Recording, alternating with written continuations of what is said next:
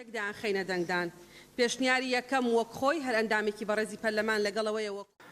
دوای پەسەندکردنی یاسای چاکسازی لە پەرلەمانی کوردستان، هاوڵاتیانی شاری هەولێر دەخوازن یاساکە بە جۆرێک جێبەجێ بکرێت لە بەرژەوەندی خەڵکی کوردستان و بەتایبەتی فەرمانبەران و موچەخۆران بێت، هەروەها جیاوازی نێوان تاکەکانی کۆمەلگا کەم بکاتەوە.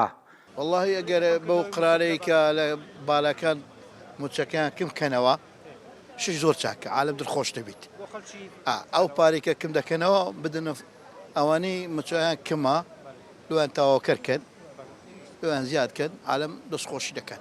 هیوادارین چاکسازی بکرێت و بەڕاستی لە مەسلحەتی فەقیرە. والله چاکسازیەکی باش بکرێت لە بۆ ئەو هەوڵاتیە، ینی بێزار بوون لەو مەوزوعی.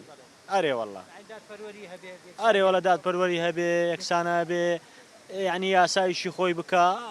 وەک هاوڵاتیانی شاری هەولێر ئاماژەی بۆ دەکەن یاسای چاکسازی ببێتە سەرەتایەک بۆ گۆڕانکاری و یاسای باشتری بەدواوە بێت. بەو پێی هێشتا هەرێمی کوردستان پێویستی بە یاسا و بڕیاری دیکە هەیە بۆ چارەسەرکردنی کێشەکان و ڕاستکردنەوەی هەڵەکانی ڕابردوو.